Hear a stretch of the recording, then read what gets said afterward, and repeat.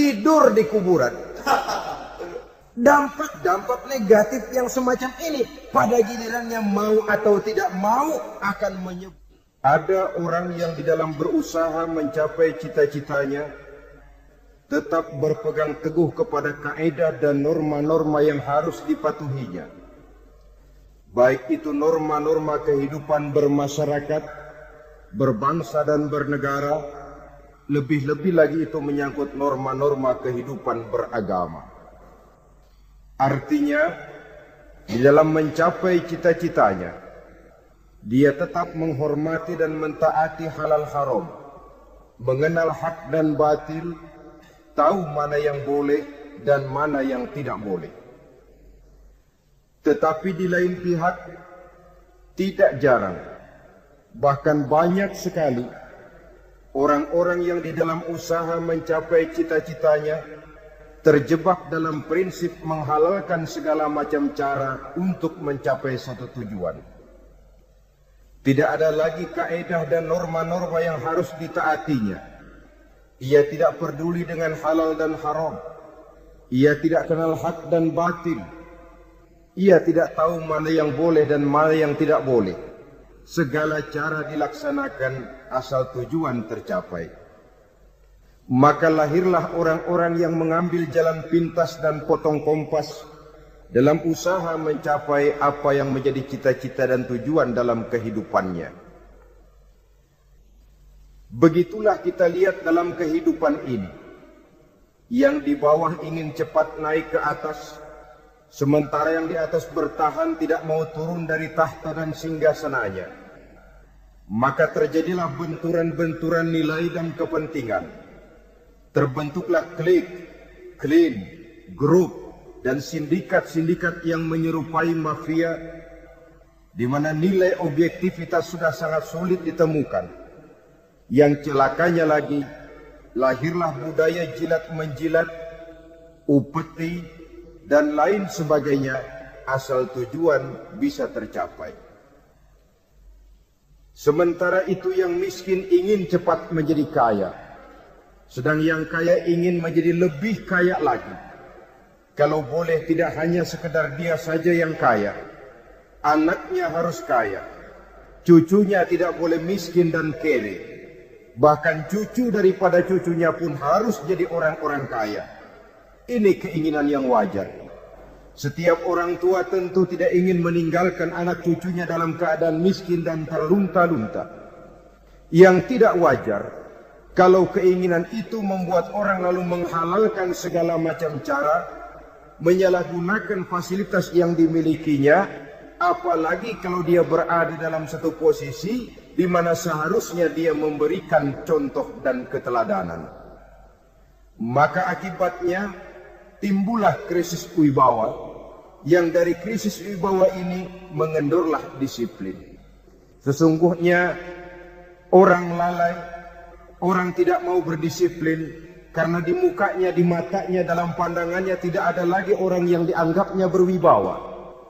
Dan wibawa itu hilang oleh karena orang merasa tidak ada keteladanan yang patut dijadikan contoh dalam kehidupannya.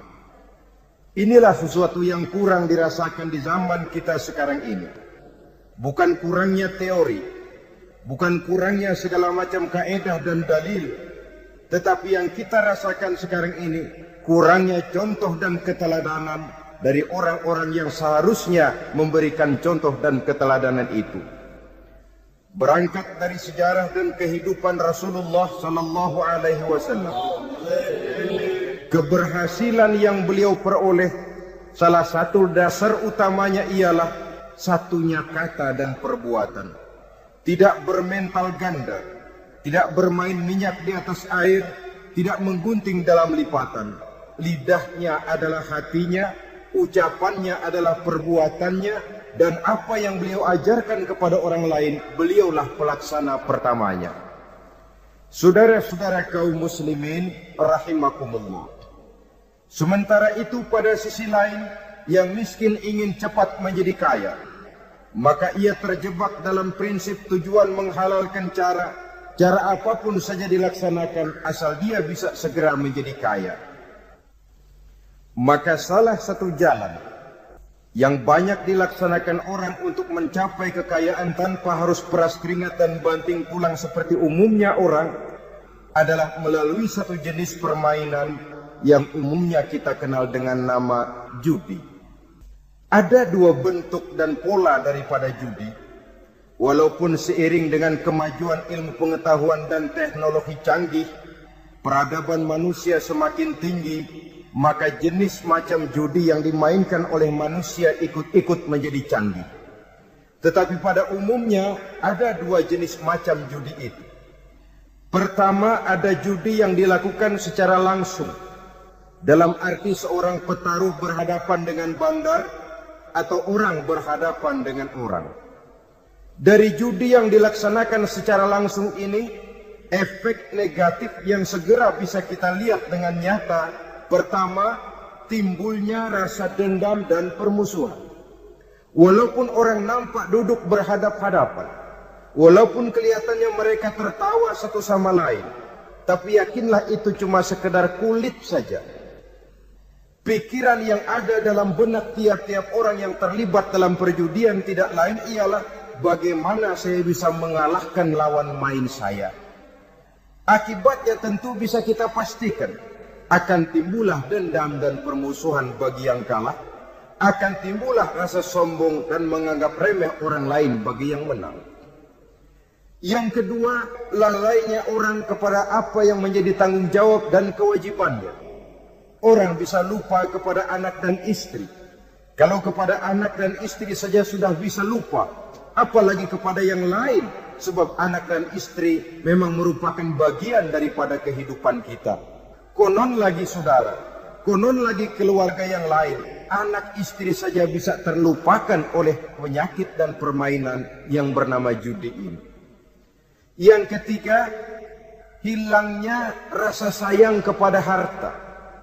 Harta yang didapatnya dengan peras keringat dan banting tulang. Mungkin pergi pagi dan pulang sore.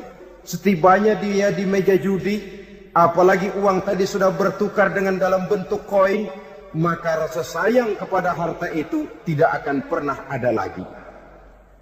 Tetapi saudara-saudara, bagaimanapun juga, judi dalam artian langsung semacam ini hanya melibatkan orang-orang tertentu. Artinya selektif. Ada judi yang lebih berbahaya daripada jenis ini, perjudian massal. Taruhlah roulette dan kasino itu judi. Tetapi judi jenis roulette dan kasino ini bahayanya hanya untuk orang-orang tertentu yang memang sudah mapan, kelompok elit. Masa iya bocah angon di kampung main roulette? Apa ia yang tinggal di pinggir kali kenal kasino? Ya entahlah kalau kasino Prambos ya.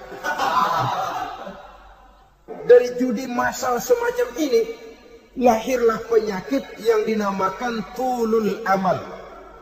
Tulul amal, orang yang terlalu panjang angan-angan. Bukan tidak boleh orang bercita-cita, sebab cita-cita itu perlu. Katanya manusia tidak makan masih bisa hidup 1 bulan lebih. Manusia tidak minum masih bisa hidup 3 hari lebih. Tapi manusia tidak punya cita-cita 1 jam pun dia tidak akan bisa hidup. Karena faktor yang membuat kita bergairah menghadapi kehidupan, faktor yang mendorong kita untuk tetap berusaha dan tegar menghadapi resiko, karena adanya cita-cita di dalam kehidupan kita. Tetapi cita-cita tanpa direalisir dengan usaha, cita-cita yang tidak berangkat dari kemampuan yang ada, pada akhirnya hanya akan merupakan cita-cita yang mengawang, tidak akan terwujud dalam kenyataan, dan akan membentuk manusia menjadi orang yang tulul amal, panjang angan-angan, terlalu muluk keinginan, tidak berangkat dari kemampuan dan kesanggupan yang ada pada dirinya sendiri.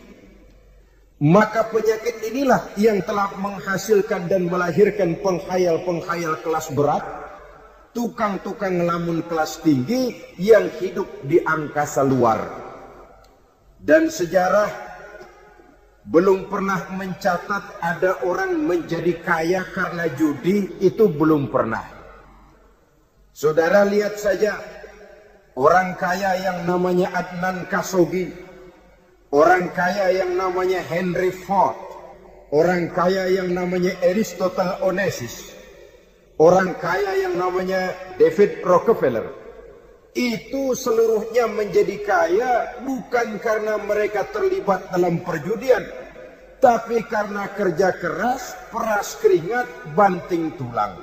Ada pepatah mengatakan, many a great man start as a newspaper boy, katanya.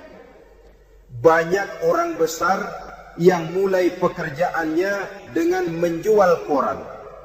Artinya berangkat dari A. Banyak pengusaha mobil yang memulai pekerjaannya dari tukang cuci mobil, tapi lalu bertahap dan tegar menghadapi kenyataan, sehingga proses demi proses dia hadapi dengan tegar, dengan tabah, dengan sabar, dengan ulet, sampai kepada membuahkan hasil. Kita ingin pintas, kayaknya mau, usahanya tidak mau. Senangnya mau, peras keringatnya tidak mau. Ini tentunya akan melahirkan kontradiksi di dalam kehidupan. Maka dari jenis perjudian massal semacam ini, lahirlah penyakit tulul amal, panjang angan-angan, terlalu muluk cita-cita. Bayangkan saja, kalau ini terjadi secara massal, menimpa nasib rakyat kita di pedesaan, yang jauh dari keramaian. Tiap hari mereka didina-bobokkan oleh gambaran tentang akan diperolehnya uang dalam jumlah yang banyak, dengan angka nol yang berentet. Tiap hari mereka melihat angka-angka itu. Mereka lambat laun akan terseret dalam arus tulul amal ini. Panjang angan-angan, muluk cita-cita, hanya dengan mengandalkan meja perjudian. Akibatnya timbul penyakit yang kedua, yang ketiga, yaitu malas berusaha. Orang kalau sudah terlalu asik berkhayal, menghitung bintang di langit, malas berusaha. Kalau ada temannya kerja jadi buruh kasar, bawa hasil yang merupakan jeripaya dan peras keringat dia, satu minggu bergaji 10-15 ribu, diketawain. Apaan gaji lu 10 ribu, 15 ribu? Entar gua nih kalau ketembus 100 juta, entar. Yang 10 ribu dan 15 ribu keringat orang itu dihina, itu dicela. Tetapi dia selalu menghitung, entar nih gua. Entarnya, wallahu a'lam. Saudara hadirin yang saya muliakan, timbullah sikap malas. Padahal di tengah negara sedang membangun di berbagai bidang kehidupan. Maka sifat malas ini merupakan musuh kita. Baik mengejar kemiskinan, baik mengejar kebodohan dan keterbelakangan kita di sektor-sektor lainnya. Alangkah akan terganggunya roda pembangunan di negara kita ini jikalau sebagian besar rakyat dihinggapi oleh penyakit malas, yang malas ini dilatar belakangi oleh penyakit tulul amal, terlalu muluk angan-angan, yang angan-angan ini dinina-bobokkan oleh keinginan untuk mendapatkan untung yang besar tanpa peras keringat dan banting tulang. Sasaran yang lebih jauh, dan ini yang paling kita khawatirkan, hancurnya kubu-kubu pertahanan moral daripada bangsa kita. Kita sependapat bahwa lebih penting daripada membangun jembatan adalah membangun manusia yang membangun jembatan. Bahwa lebih penting daripada mengaspal jalan raya adalah membangun mental manusia yang melaksanakan pengaspalan itu. Dengan kata lain, membangun dan mempersiapkan manusia pembangunan. Tanpa itu, maka saya merasa khawatir kalau nanti kita tidak akan sampai kepada target yang kita harapkan oleh karena kandas di tengah jalan. Saudara-saudara kaum muslimin rahimakumullah, Islam sebagai agama yang mengajarkan manusia untuk berusaha dan mengeluarkan segala kemampuan untuk melaksanakan segala usahanya itu, sangat membenci sifat malas, sangat membenci sifat tulul amal atau panjang angan-angan. Dan oleh karena judi melahirkan dua sifat itu, Islam sangat menganjurkan pengikutnya untuk menjauhi segala macam jenis perjudian, baik yang terang-terangan maupun yang dilakukan secara samar-samar, tidak ketara, judi canggih sesuai dengan canggihnya teknologi daripada manusia itu sendiri. Ini adalah penyakit yang meracuni masyarakat manusia dari sejak berpribadi, bertetangga, berumah tangga, sampai kepada berbangsa dan bernegara. Dan kasus-kasus yang timbul sudah cukup banyak, yang tidak mungkin lagi kita katakan hanya sekedar bersifat kasuistis, bersifat kasus-kasus kecil saja.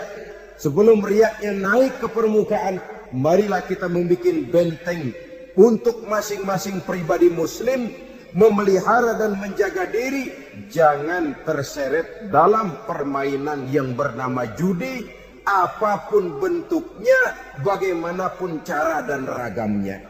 Karena jelas bahayanya lebih besar daripada manfaatnya. Taruhlah kita barangkali kemarin-marin hanyut dalam arus perjudian, tetapi hendaknya kita bisa mengambil pelajaran bahwa seorang mukmin adalah seorang yang apabila dia melakukan kesalahan, dia segera sadar, dijadikannya pelajaran untuk tidak diulanginya lagi pada masa-masa yang akan datang. Dengan sikap semacam itu, kita tidak lagi akan mengulangi kesalahan-kesalahan lama, dan grafik kehidupan kita dari hari ke hari akan makin menunjukkan hal-hal yang baik dan positif adanya. Saudara-saudara kaum muslimin rahimakumullah, kalau ABRI masuk desa, rakyat beruntung. Kalau jaksa masuk desa, rakyat bahagia. Kalau koran masuk desa, rakyat ikut jadi cerdas. Tapi kalau judi masuk desa, rakyat kiamat. Pembangunan akan terbengkalai, roda perekonomian akan lesu. Karena mestinya orang membelanjakan uang untuk sesuatu yang dia perlukan, akhirnya dia belanjakan untuk sesuatu yang dia tidak perlukan, karena gambaran, khayalan akan mendapat keuntungan yang jauh lebih besar lagi. Padahal istilah orang-orang tua kita dulu, lebih baik makan singkong betulan daripada makan roti ngimpi. Artinya, uang yang 1.000-2.000 rupiah itu lebih baik dibelikan beras, dimasak, makan bersama anak dan istri, terasa nikmat dan halalnya, ketimbang beli kertas, lalu ngelamun, menghayal, menghitung yang bukan-bukan. Itu kertas dibolak madep ulon, dipulak madep mudik, diputar sana, diputar sini, akhirnya palanya ikut muter. Kira-kira apa yang cocok? Masih belum puas, kertas dilihat, orang gila ditanyain. Sudah tahu waras, orang gila yang ditanya. Masih belum puas, nanya orang gila, tidur di kuburan. Allahu Akbar. Padahal di rumahnya tempat tidurnya empuk, anget, nggak ada nyamuk. Kuburan, tidur di kuburan. Dampak negatif yang semacam ini pada gilirannya mau atau tidak mau akan menyeberang kepada garis akidah, membahayakan dan mengancam nilai-nilai tauhid yang kita miliki. Sudah kertas dibolak-balik tidak puas, orang gila ditanya. Orang gila ditanya belum maram, tidur di kuburan. Barangkali ada bisikan. Saudara hadirin yang saya muliakan, memang walaupun wahyu sudah berhenti, tapi Allah masih memberikan ilham kepada hamba-hambanya yang dikehendakinya. Tetapi ilham itu bentuknya positif. Kalau saudara pagi-pagi berniat, tahu-tahu datang pikiran nanti malam mau ngaji, itu namanya ilham. Kalau saudara sedang merenung, tahu-tahu datang pikiran, saya mau sedekah, itu namanya ilham, bentuknya positif. Tapi kalau ngelamun, tahu-tahu datang pikiran, nomor sekian sekian sekian pasang, itu bukan ilham, itu belis.